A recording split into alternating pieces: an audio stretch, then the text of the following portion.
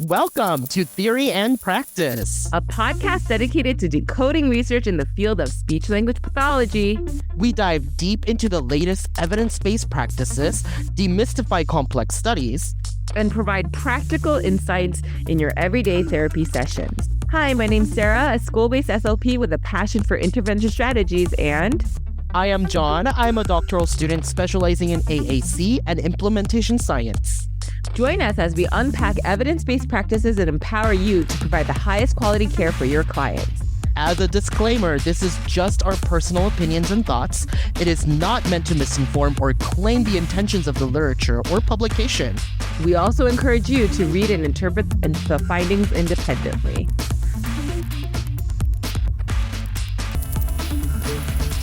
Hi, John. Hi, Sarah. How are you?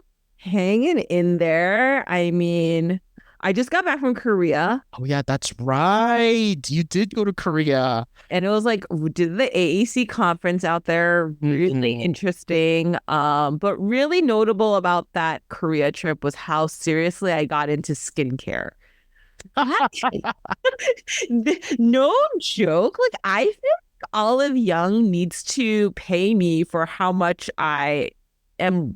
And basically, I'm a Olive Young evangelist. Like, I just go and just tell people about all of the products sold in Korea. These Korean, and it's cheap, right? And they're like solid. And what's really interesting too is that when I read the descriptions of the products, it'll be like, in 2 weeks, there was a 1.23% improvement of brightening your skin and improving skin tone, like uneven skin tone or whatever. And then it was like, interesting. Yeah, and it'll be like, in 4 weeks, it was proven to be 2.36%. Like, it's giving... Bring you empirical data. My goodness. And I'm like, what is this right now? And like, it was just like cheap with a lot. Like Olive Young is basically like their Sephora, except it's like 1,000,000 times better. I see. And it's like 2 in every block. I swear. It's like a Starbucks times 1,000,000. Like, okay, everywhere. So, yeah, that's what happened. Well, welcome back. Thank you. How are you doing? I'm doing okay. I think this is my, this is my 3rd year in my doctoral program. I'm finishing all my required coursework. So I should be done with my coursework pretty soon and then going into like qualifying exam mode. Yeah. When is that, John? So so you're in year 3 right now? Yeah, year 3. And then so qualifying mode starts happening in year 4? So qualifying exam is basically when you're done with all of your coursework and your milestone papers, right? And just to my audience out there, my first qualifying papers is actually published soon. It's going to come out in language, speech, and hearing services in the schools. So keep an eye out for that. Yay, John. Congratulations. Thank you. But yeah, I mean, we can definitely critique my article once it's out. and then the investigator is here. So right. Yeah, I could interview you. Exactly. So you're more than welcome to do that. And then I think starting with my 4th year, I'm going to be going into qualifying exam mode is basically having all these faculty members, right, that you worked with, right, your advisor, and then some areas that you want to specialize in, they all come together and they determine if you are ready to become a doctoral candidate. So once you become a doctoral candidate, that's when you can start your dissertation. Okay. And then does that mean that you'll be graduating year 4, or is that like going into year 5? So that would be going into year 5, hopefully getting all the data collection and written up completed pretty soon. So yeah. Yeah. Well, that sounds exciting. You're fine. You did it, John. You finished. Oh my gosh. Knock on wood. Almost. All right. Well, not that you're very busy already, but we added this podcast onto your schedule. I appreciate you for your flexibility, because I know you conducted some speech and language assessments earlier today, right? Oh, yes, because I'm still practicing. Ah, And it's going to actually, like, this article that we are going to talk about today is actually going to go along with some speech and language assessments. exactly. I think it's going to shine some light on how we do our assessment practices for sure. Yeah. Yeah. So let's go ahead and just introduce our article for today. Sounds great. Okay, so drum roll, please. It is on translanguaging. Yay! Can't find the right sound emotion sound effects for these type of things, but today we're going to be talking about a conceptual article on translanguaging written by Ricardo Otheguy, Ophelia Garcia, and Wallace Reed.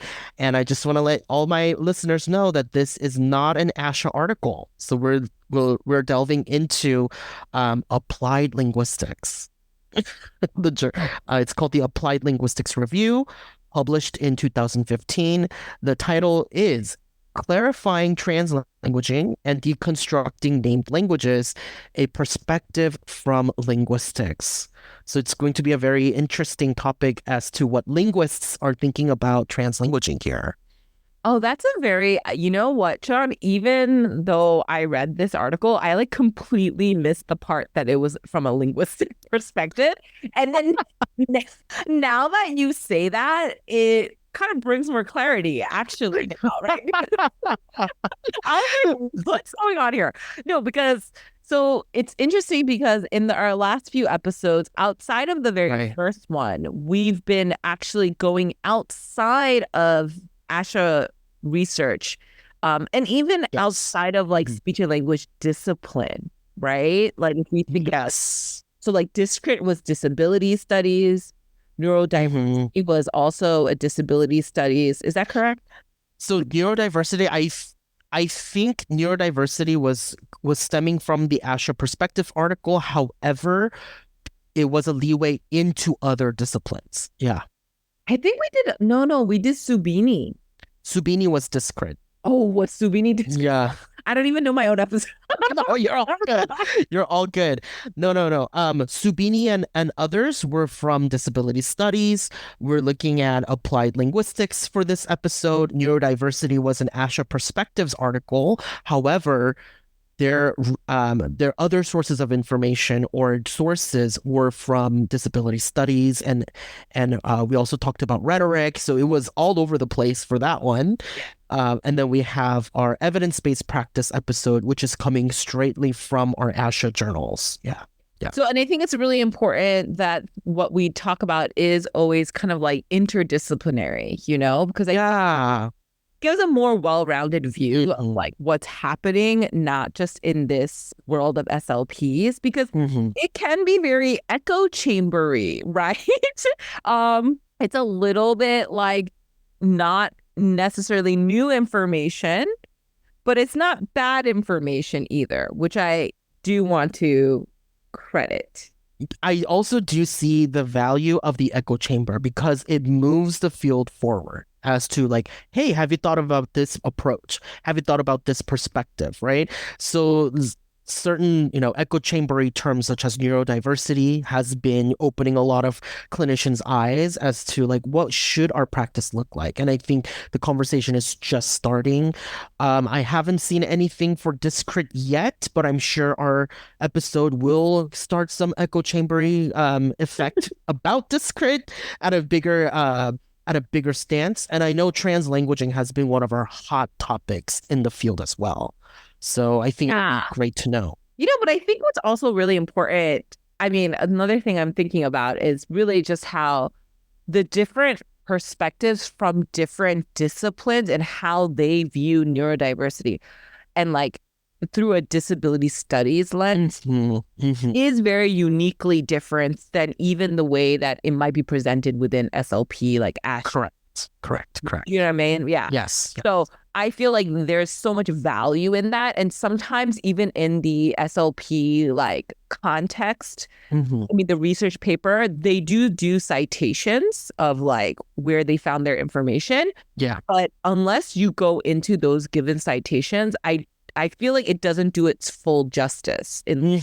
Hmm. right? The context, because conceptual papers are uniquely different, and Yeah, I yeah. feel like it feels very powerful, like very strong voice in a conceptual paper.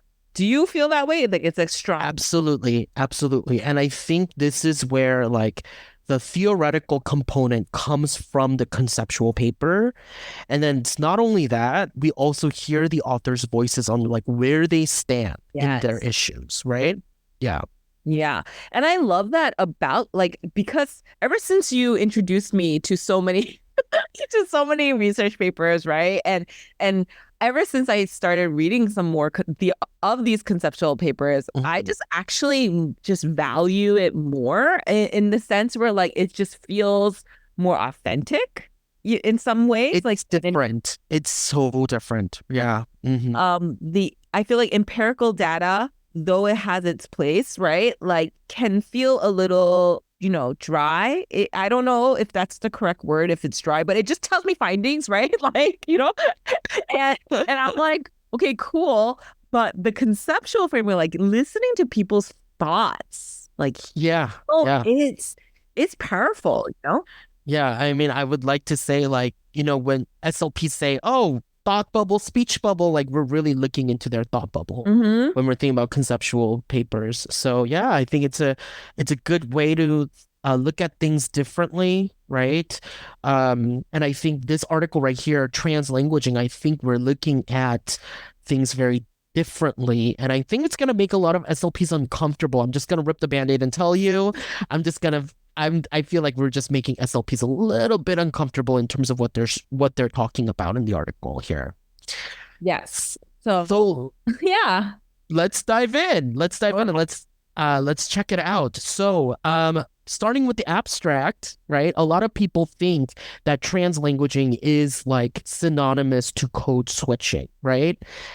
I'm just gonna let all my readers know, even from the abstract that says translanguaging is different from code switching. Yes. Right? So a lot of people, even the abstract, they always say like, "Oh, it is misclassified or misunderstood," right? Translanguaging is different from code switching. They go from right then and there that code switching and translanguaging not synonymous. So all these SLPs, we better be checking out what translanguaging really means and what code switching really is, right? And we are going, their stance, the author stance, Otheguy, Garcia, and Raid is, I hope I said the last person's, last author's last name correctly. They're saying that named languages are social, not linguistic objects. Now, I think I'm getting myself a little too far. Is that what is named languages, right? But before I do, let's definitely check out the definition of translanguaging. Translanguaging, right, according to the authors, is the deployment of a speaker's full linguistic repertoire without regard for watchful adherence to the socially and politically defined boundaries of a named language or languages. That's the definition. That was a really So dramatic pause. I had to think at the same time while I was reading. I was like, yeah, it is going beyond the named languages that socially and politically that are constructed. And I think for the SLPs or the listening audience, we got to define what named languages are, right? Like I said, named languages are basically the name of the language that we speak. English, Spanish, Korean, right? Those are all like named languages. Under the English language, right, our listeners are very familiar with the five domains. What are the five domains of language? Phonetics, phonology, morphology, syntax, semantics, and pragmatics. Those are the five domains that comprises of a particular language. And that can either be in English, Korean, Spanish, etc., etc., etc., right? But translanguaging here is that we are not abiding to all those five domains. We are going with whatever the speaker's repertoire is allowing them to communicate with. Okay. So, John, so when you say this, we're also just to clarify, right? No, I think this is important. Right, right, right. I've also done I mean, as you know, I also like bilingualism as Yeah. mostly, I feel like I fell into bilingualism because so many of my students are bilingual, right? So it just kind of came through a need. And then now here I am, I like read about bilingualism. So bilingualism typically in its traditional route of like dual language learning, it's considered this like L1, L2, right? Right. First language, Exactly. second language. And Yeah. how you learn this language is either going to be like sequential, you learn the first language, your home language first. Let's say it's Korean in my case, right? It would be Korean. And then I learned the second language, English, at school. That's sequential learning. Then there is also simultaneous, where you learn both Korean and English at the same time. Right. And so you can do, and then and bilingualism works as like a spectrum where it's like at different points of your life, you're stronger than others. Right. So for example, like, and I think it could be super flexible according to like the authors too. Like I know at least for like, I think the author is Paradiso. I think I'm making that up. It was dual language. The book is called Dual Language Learner, and it was about what is it? Dual language development and disorders. And it was written by Paradis and Genesee and Craigo, Joanne Paradis, like, and so what I'm saying here is that like you could be like, when you're a child, like your dominant your home language, but over the years, your dominant language became your second language, which was English.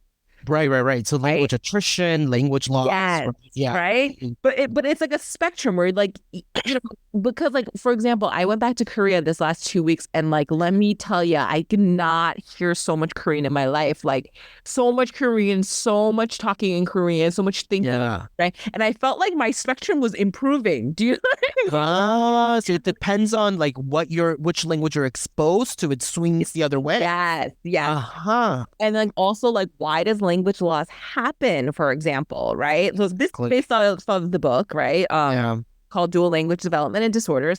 And like some things that can happen is like if you don't have like your family might speak like Korean at home or Spanish at home, but then like you go out into the world where nobody is speaking that language, then you have language loss. However, like in my case, and I'm thinking your case as well, John, that like but when I went outside of my home, sure, English was still used, but my friends were also all Korean. So if I go to their house, I'm also seeing that they're speaking Korean to their parents, and I would have to speak Korean to their parents, right?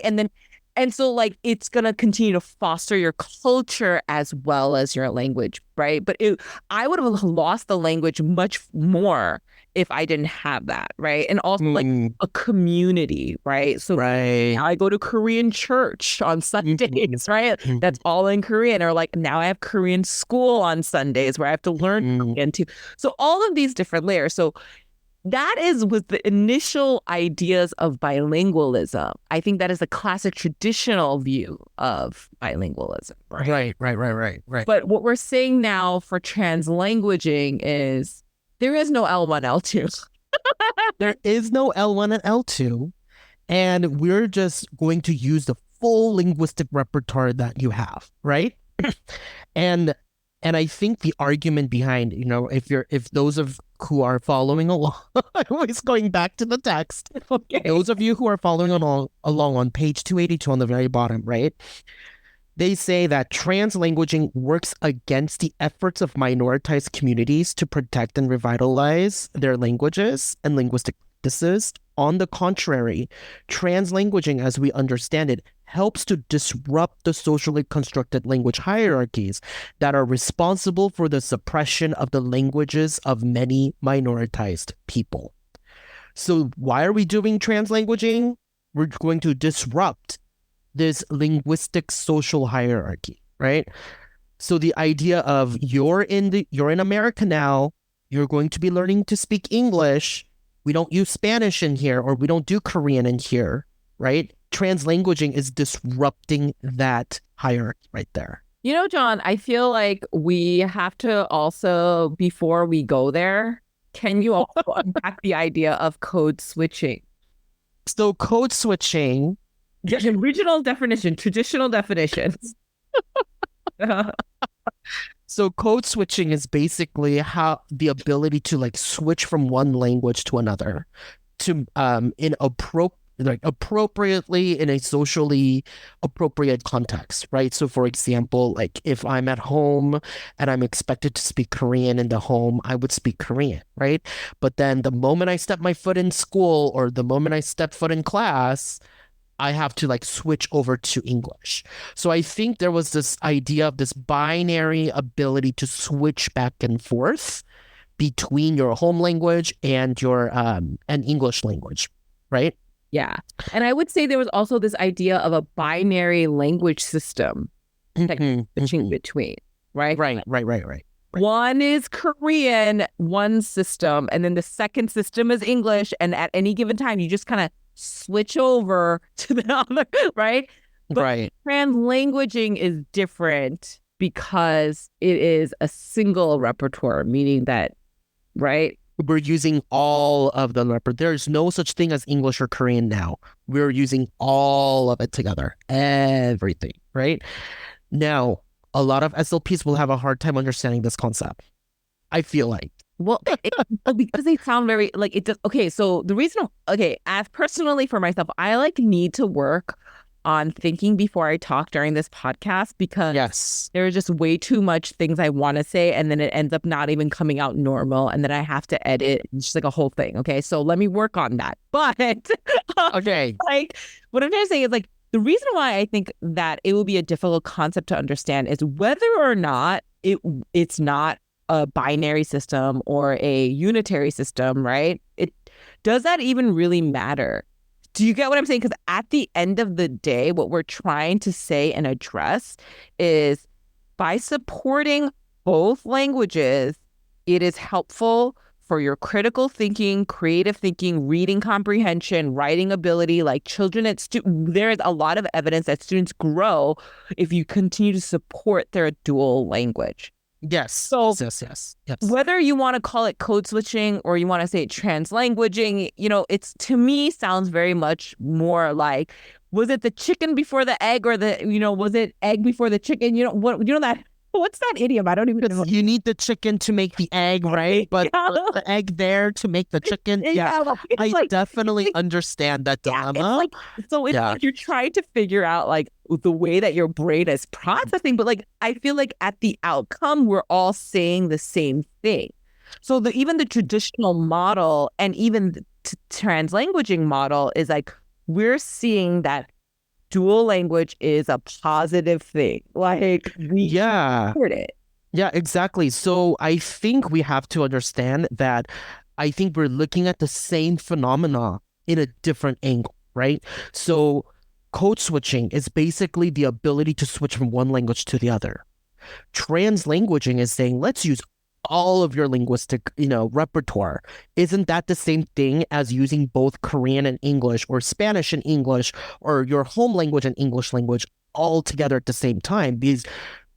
Because the ability to switch from one language to the other is demonstrating that you are able to use the repertoire of the two languages. Correct. Yeah. Correct. So there's a lot of cognitive process going on, regardless if it's translanguaging or code switching, right? But I'm just gonna stop myself there. But it is the same. I personally feel like it's the same thing, but analyzed in a different perspective and different angles and different lens. Yeah. So let's go back to this concept of like, what is a named language, right? So those of you who are following along, page 283, right? A named language. The author states that a named language is a social construct, not a mental or a psychological one. And on the radical implication of this position for one's theoretical conceptualization of bilingual individuals and societies. So we are operationalizing language as a social construct, meaning that it is socially made up by a society, determining that this is how you speak English. If you can't speak it that way, you're not an English speaker. You need to go see the SLP. You need to go take an ESL class, right? So that's what they're trying to say. Like, this is a social construct, but the ramification of not following the social construct is like pathologizing in itself. Oh, because we're introducing the medical model. Correct. So that's how, if you really think about it, for all of our speech and language workers, I mean, my class, I'm taking a translanguaging class. They call it literacy workers, or speech and language pathologists. We should really reevaluate, what are we evaluating our kids on? We're evaluating our kids on a social construct, which is the named languages. So what you're kind of like implying right now is that like, so when we hear children are code switching or translanguaging, right? What we're saying now is, hey, it's not wrong to do that, right? And Right. and if we do, if we're saying that, hey, because you're translanguaging, it's wrong, what we're saying is that because it doesn't fit the social contract of English language. Right. Basically, yes. So, um, because you're not able to demonstrate the adherence to the social construct, which is the English language, maybe we can maybe those are the ones that are being identified as expressive language disorder or receptive language disorder, or SLI, specific language impairment. Let's think about that. Specific language impairment, by definition, anytime the English language is involved, they can't do well. But other things such as math, they're doing really well. Mm-hmm. Art, they're doing really well, right? Let's think about that. Yeah. Okay, so here's something I do want to like bring up at this time is I think for more at this point of 2024, I think most SLPs are starting to recognize that the second language has a very big what do you call it? And there's what do they call it? Transference. There you go.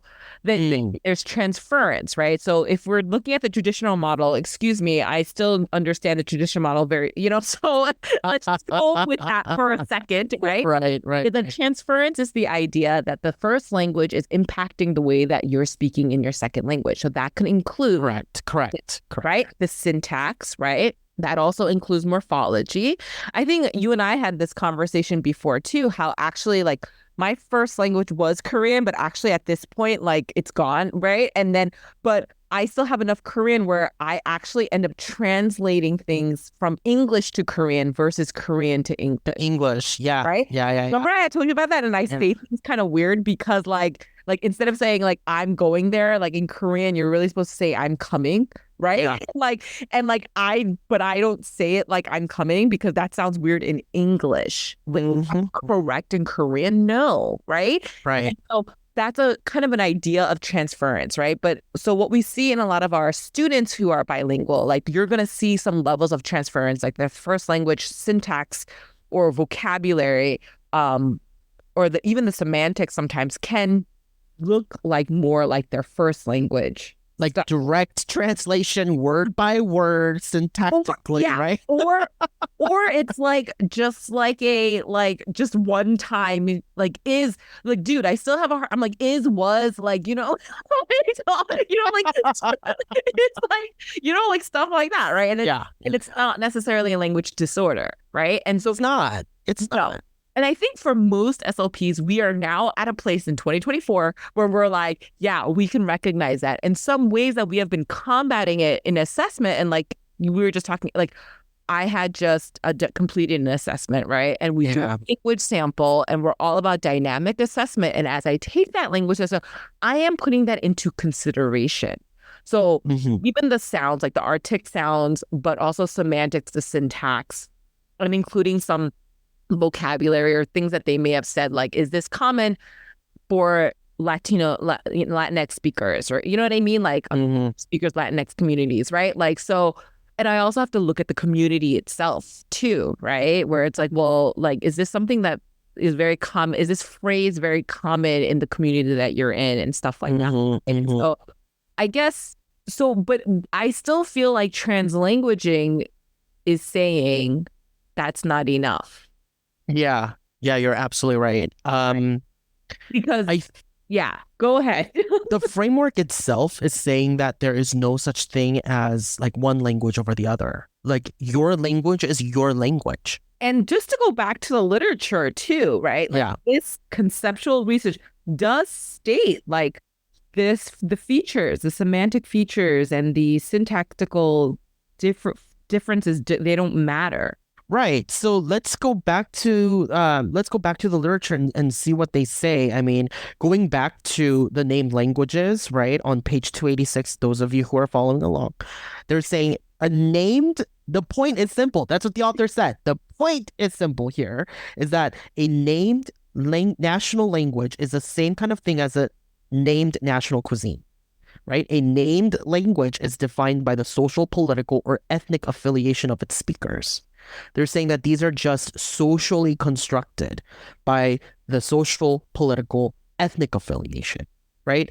A named language cannot be defined linguistically, cannot be defined that is in grammatical terms. It is not strictly speaking a linguistic object. It is not something that a person speaks. Okay. Because what would you say, like, how do you define Korean? Define that. Define English. Define Spanish. So they're saying that it cannot be defined, right? It is not strictly speaking a linguistic object. It is not something that a person speaks, but a named language is basically determined by your social, political, and ethnic affiliation. And the author also continuously breaks down languages as the names of innumerable things that are socially or sociopolitically constructed, maintained, and regulated, such as Arabic, Basque, Bulgarian, English, Mandarin, Navajo, Spanish, Swahili. That would be considered like those named languages, right? But in the translanguaging framework, it states that languages are as entities without names, as sets of lexical and structural features that make up an individual's repertoire and are deployed to enable communication. So as long as it can be understood, doesn't matter. Like syntax doesn't matter. So they're saying, are you able to communicate effectively with others? If so, do we really matter what type of language these kids are speaking? Does it really matter like transference or not transfer? Yeah. Right? Can the teacher understand you? Can your peers understand? It's kind of like that Arctic case, right? We have a lisp, but is that child being understood by adults, peers, unfamiliar communication partner? If so, do we still need to keep this kid in speech therapy? Same question applies to language. Is as long as these kids are able to be understood by others, does it really matter? When you pose it that way, John, like, yeah, it doesn't really matter, right? But when you pose it through an assessment lens, right? Listen. There is being the devil's advocate here. Okay, no, really, because I'm just going through an assessment lens and I'm going through assessments, right? So, right. Expressive language is looking at those parts, semantic, syntactic, what else am I missing? Morphology. Okay. Yeah. So I excuse the transference stuff, right? But does this mean that when a child is like, it's not even part of their like home language to do this, like they're just continuously dropping articles, or like they don't know, like they're not using past tense verbs. You get what I'm saying? They're not. Right. Like if this is all happening, I don't know. But they're still understood. I mean, like if somebody says like French fries, like, yeah, I get it. You like French fries, right? Like, so even like dropping some pronouns here and there, like, and I'm like, well, we all understand you. Like at what point am I like, wait, I think I'm supposed to come in and do some intervention? Right. So I think that goes back to the main question of like, is this a difference or a disorder? And we ask our clinicians to be like, why don't we look at the home language characteristics, right? Mm-hmm. Like in Korean, there is no such thing as like he, she, like pronouns isn't really a thing, right? In Korean. So if this kid is like, mistaking with pronouns, maybe we should investigate the home language characteristics and see, but that has been the case as typical. But now under the translanguaging aspect, we're like, do we really need to investigate the home language? Right. Yeah, that's Do you really essentially what it's saying, right? It's like you don't even need to like even investigate if this is real, like if this is a transference or not. Right, right. Because what matters is like, was it communicated? Because maybe it's part of your vocabulary repertoire. Right. It's part of your vocabulary repertoire. And if you're able to get the main message across, we good, you know? But here's the thing. How far can we get away with that? How far can that kid get away with that concept? If we're going like let's say in elementary school, maybe up to third grade, what about in fourth grade and fifth grade where we're gonna learn to write essays and learning to turn in papers and in middle school we're gonna be in middle school, we're writing papers, like we're reading textbooks and we're using them to argue our statements. How how far can we get away with? As long as I can use all of my language to get my point across, we're good. I don't know. Like that's another thing. Like given translanguaging framework, we're basically saying there are no great, like there is no developmental norms. Right? Aren't we kind of saying that, right? Because it's like, well, because part of development and norms include that. Expressive language includes like developmentally where you should be. And that's how you kind of know like Exactly. you're not really hitting all the marks that is age appropriate. And that's when you kind of come in and do some intervention. And the intervention doesn't have to be like, hey, I'm qualifying you for speech and language, right? Like you can go through the MTSS process. Like this could be like a RTI situation, right? Where like just pushing in, doing consult with the teacher, like making sure she understands like that this is what's happening, right? But what I'm saying is like if we're trying to just kind of paint this all as translanguaging, there would be no even that. Right. There wouldn't be even that. And also, if we're following the translanguaging framework to the T, even higher education or middle school, high school language curriculum should be like redone by using all those languages, all the kids' language that they have, right? We shouldn't be really, giving grades on how well these kids can write essays, how well can, if we're following that concept to the English language curriculum, then writing essays in English language shouldn't be a thing. John, like you really bring up a good point, and it also brings me back to the literature once again. Again, this is a conceptual paper, so we take it as an idea. It's just an idea. It's fine, right? And so, it's fine. No, it's fine. But it's like gonna give me some hard. So this is another great thing about conceptual papers. Like it's so like so novel of an idea that it makes you really think. Okay, Yeah. here's something that came back from the literature and about schools, right? Bilingual education programs have experienced considerable growth over the past 50 years. So as we know, there has been a lot of bilingual immersion programs, right? Like Mandarin immersion, like Spanish immersion. I think there's even like a Korean immersion school that I read about somewhere. Oh, okay. Yeah, I really wanted to go there because I was like, yeah, my kids should learn Korean, right? But anyway, so most of those programs have been built on standardized versions of named national languages rather than on the this is idiolects that bilingual children bring into classroom. Bilingual education programs tend to separate their two languages in an effort not to contaminate, in quotes, interesting, the other named language. And again, just to go along with the way that you do it, John, it's on page 302. So we're just in case for the readers, right? So yeah.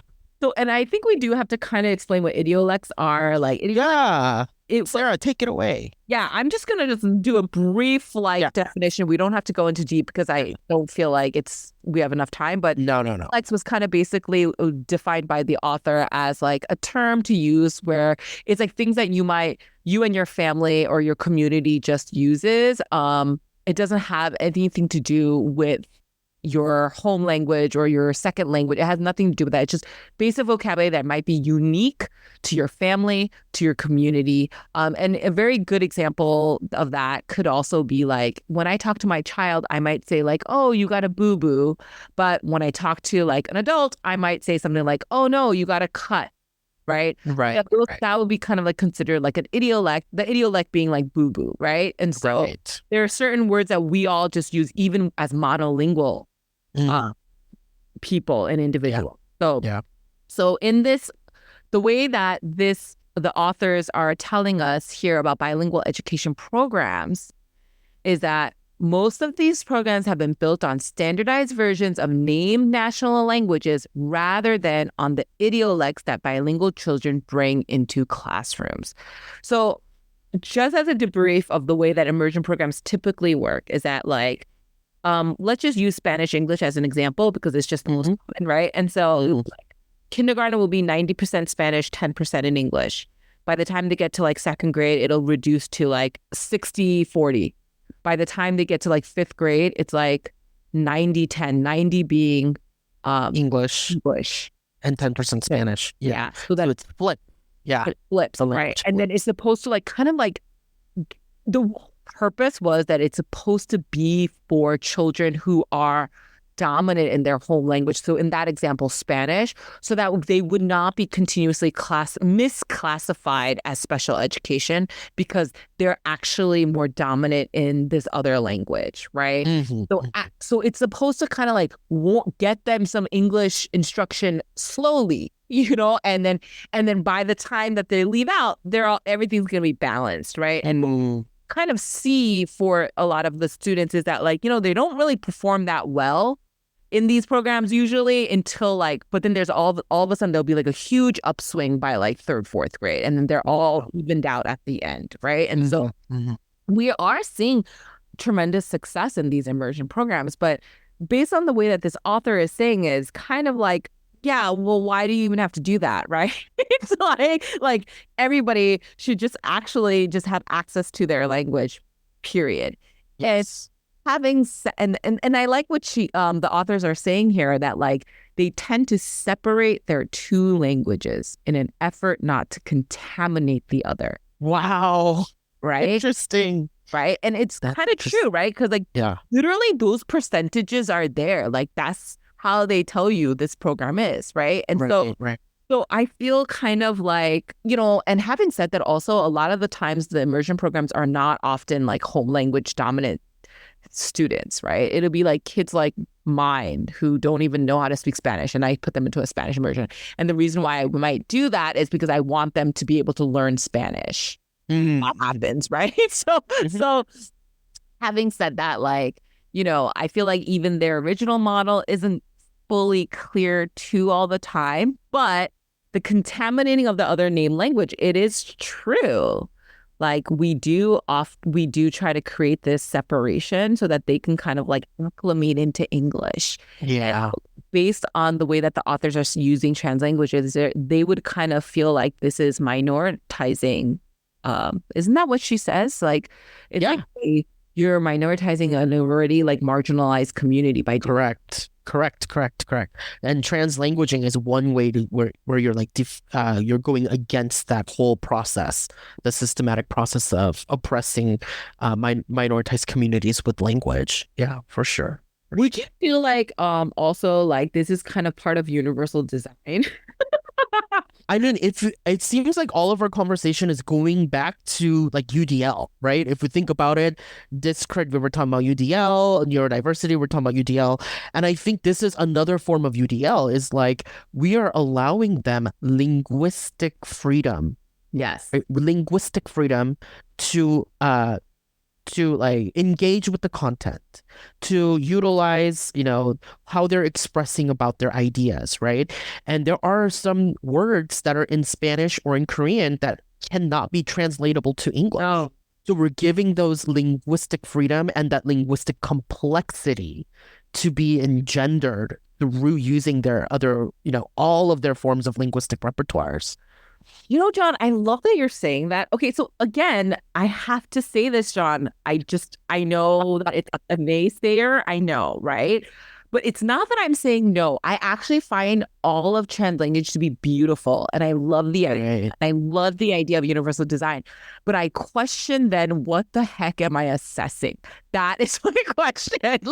Like, I don't know what is the expressive language I am assessing then. Because it's like, well, he communicated what he wanted. Because even semantics doesn't really matter that much, right? It's like, I guess it matters is because I guess semantics kind of does matter though, right? Because she's saying it needs to be a communication, like communicates your Yeah. So like semantics would be an area to look into, but I'm gonna be honest with you. If we're going to be using translanguaging framework, it's going to debunk a lot of our speech and language assessments, right? So for example, the clinical evaluation of language fundamentals, right? Those syntactic tests. I'm gonna give you three words and you make a sentence out of it.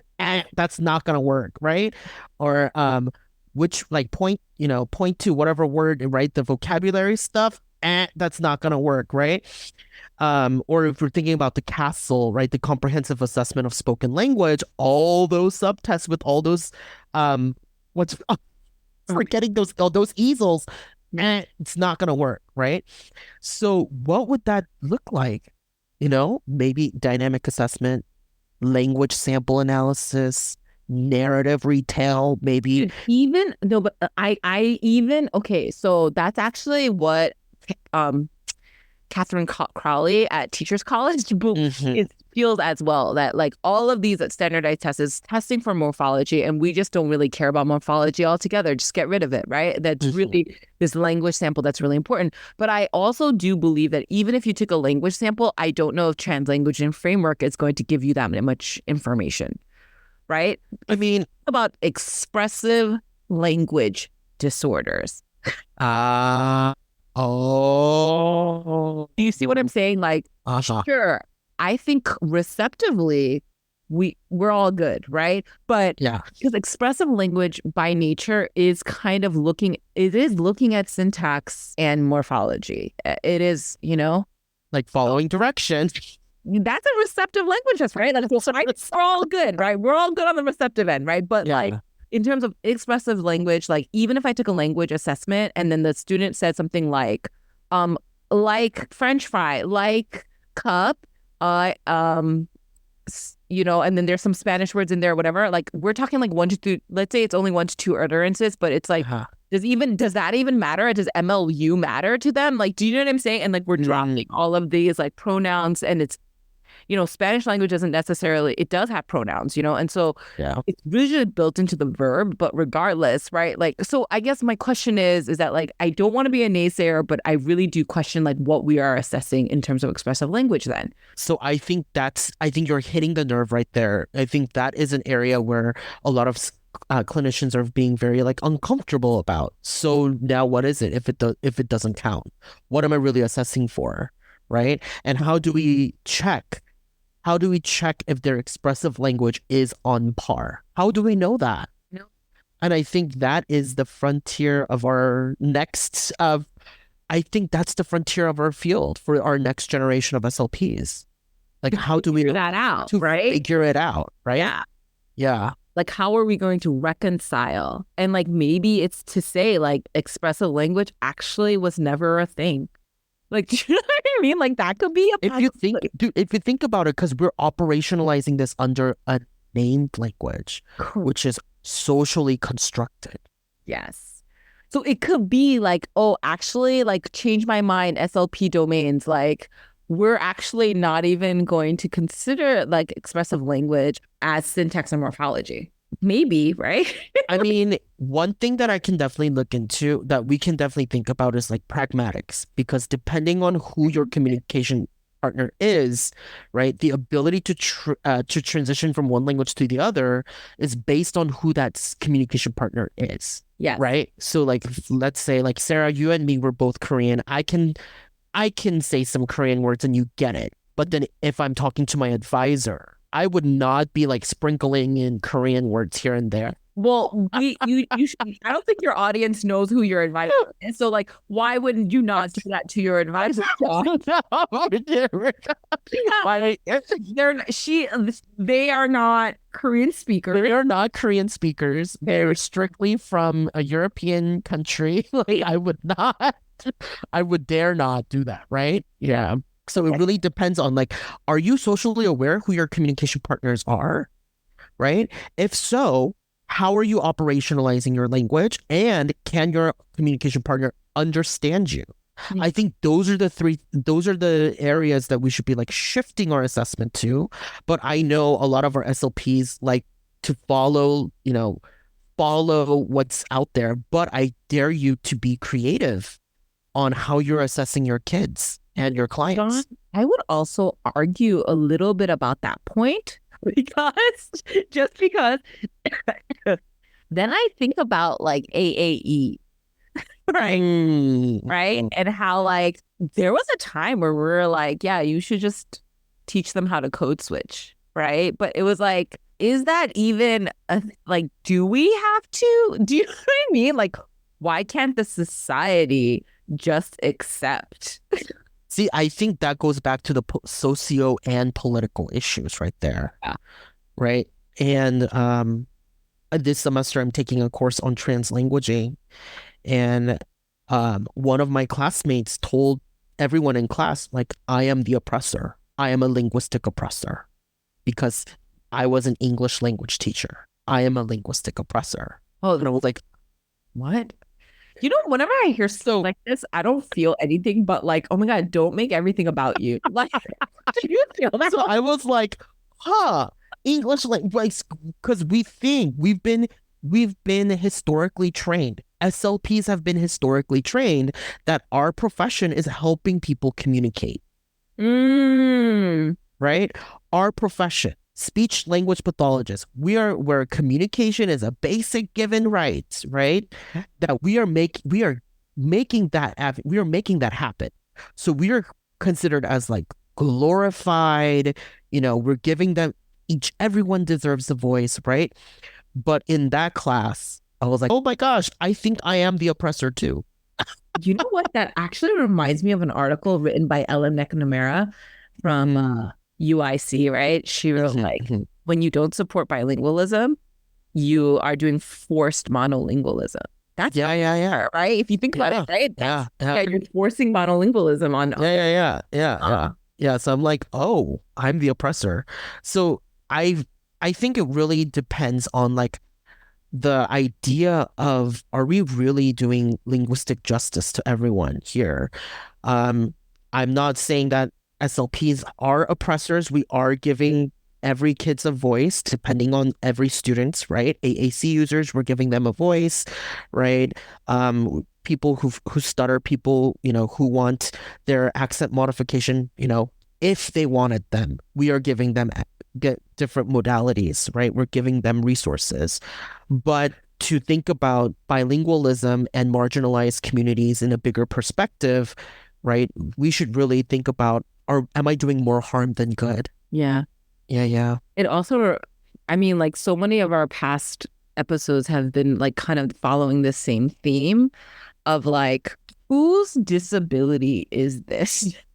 Like, right? Like who's really like, is it the society, or is it a society, or is it a medical where we're like trying to do medical intervention, or is this like a social what do you call it, John? A sociological? No. Oh, the social model of disability versus the medical model. Yeah. Yeah. Right. Yeah. So when you can also kind of apply those concepts here too, like when we are forcing our children monolingualism, and or we're like trying to decide if they have a language disorder, or like, you know what I mean? Are we actually just being like medical model of it? Yeah.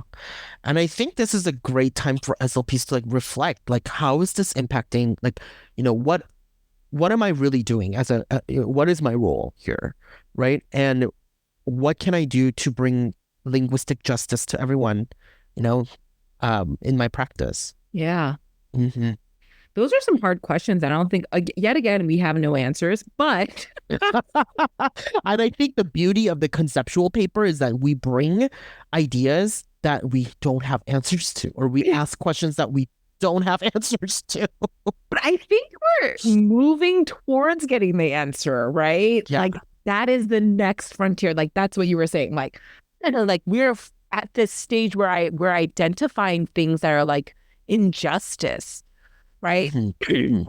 It's because like first there's injustice like in our society, and then now we're kind of like labeling them and giving them vocabulary words for what they are, and I feel like we're doing a lot of interdisciplinary stuff where like a lot of sociological perspectives like discrete is now coming together. So now clinicians will have to figure out how to navigate this new landscape, Right. right? And on top of that, neurodiversity affirming, and then we also have translanguaging. So I'm Right. like, good luck to all of you who are in the trenches. Yeah. I mean, I think it's actually more on the researchers like you. You know, I honestly think so because I'm gonna admit most researchers are just talk, right? So now from this talk, right? I'm gonna get a lot. I feel like I'm gonna get a lot of stares from researchers. But let's be honest, we just publish this stuff and be like, we don't know what this looks like in practice, and then we publish it, and then it's like we get away with it. Okay, next topic, right? Yeah. But I think we need to be responsible in terms of like, what would this look like for practitioners? What does this look like for teachers? What does this look like for clinicians? We can't just open the discussion and then like ghost. This is called academic ghosting, I feel. We bring this topic up, okay? We make all these noise and then we ghost and we move on to the next topic and we start the same thing and then we ghost and go to another thing. I mean, like, honestly, John, like, I never thought of that before, like, but I never knew that. Like, I never looked at academics as like ghosting, but I do feel like it's certainly on the researcher's responsibility to make it very practical. Otherwise, like, Exactly. pumping out all this evidence actually just makes me feel uncomfortable more when I'm doing assessments, right? Right. Now I'm like, I don't know if I'm doing the right thing. No right thing anymore. Yeah. And then if I make a mistake, like, did I just like participate in marginalizing an already minoritized community? Or am I the oppressor? That's how I feel. Yeah. Oh, like, for real, right? Oppressor? What am I doing? Like, did I like requalify by accident? Like, you know what I mean? And that is always like something that's going to be on the back of my mind. Also, what's always on the back of my mind, which I feel like a lot of SLPs will relate to, is that like, though maybe this student is not that bad, right? Like, I don't really feel like we need to really like, I don't really feel like I need to qualify for services, but there's this feeling of like, but then who will do the intervention? Like, see, I think that's the reason why this podcast started, is because researchers and clinicians, I'm gonna be honest, okay, we're not in conversation. yeah, We don't know. So like we publish these types of stuff, which is also valuable, but I think we got to have a follow-up. What does that look like in practice? So you did all the talking.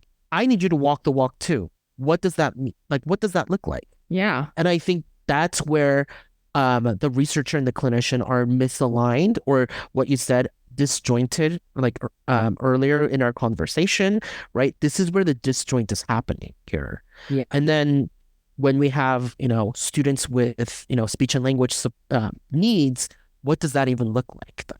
No, I really want to know. Yeah. And I also needed to know, like, well, I also needed to be very clearly defined, like, what's my role and like, what is the RTI's role? Like, not RTI, I'm sorry, RSP. RSP teacher's role. Yeah. Yeah. Special education. I think we talked about that also in one of our earlier episodes about UDL. It keeps on coming back up, UDL, right? Yeah. And because I think right now, sometimes I do the RTI or I'll do the like whatever, like services, or like I say to myself, like, okay, I'm just going to do for a year just to like help him out, because I don't know if anybody else will. You get what I mean? And like, exactly. That's always the dilemma and conflict. And then it's always like, oh my God, am I part of the reason why there's an overrepresentation of like Black and brown kids in like special education systems? Like, do you see? Or like, am I part of the cycle of like why like children with bilingual are like continuously qualifying? Like, yeah. I feel like when you bring up all of these points, like it only makes it harder until there's going to be something that's very clear. Until someone actually comes up and be like, let me walk the walk, as well as be like, don't worry if it's like this, like the art, special education teachers got it, like you don't have to feel responsible, like right. Basic, like it's like but anyway, let's just to wrap things up about translanguaging too. I really thought what you said was really beautiful, John, where you're like, oh, because we both speak Korean and like there are some words that are not even translatable in English, and that like but you would say it to me because I would understand. And like, you have to use all of your vocabulary repertoire. And like, actually, Garcia did write, she's written many, she has a lot of publications. Really, actually, I'm a big fan of her work. And one of the books that she has written, I believe, is called Transformative Translanguaging Espacios, Latinx students and their teachers. Oh, wow. And it was Sanchez and Garcia. And something that they say in there was translanguaging is more than rule-governed languages that we are switching across, but going beyond language and including a whole body sense-making process.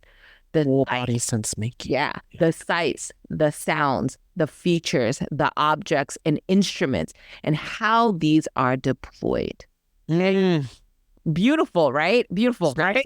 Yeah. And then in one of her articles, it continues, and she does citations are from other authors, obviously, right? But collected information was like, it includes the individual's histories, biographies, language practices, and it's strategic use of all linguistic resources to communicate. Oh, love that. Yeah. And when you think about it in the way that you kind of described it, like, I totally get it. You know what I mean? Of like, there are words that are just not translatable and it just doesn't feel it. Like, it's an emotional piece, and it's that sense making it's that sense making that other cultures don't have the word to describe. Correct. Right? Yeah. Yeah. And that, it's not just simply translating, it's expression. Emotional expression, Exactly. So anyway, John, it was a lovely conversation. Thank you. Thank you. Thank you so much. I really appreciate our chat as always, and I believe we should be uploading this article in our platform soon. So if those of you who would like to follow along, or have any questions, you're always welcome to reach out to us at any time. Yes, so I'm excited, and then this actually will only be having one more episode after this. So, and then we'll be rounding it up to season 2. We're going to take a little break, right, John? Yes, we are. All right. Okay. Well, thank you so much, John, and I'll talk to you soon. All right. Bye. Bye.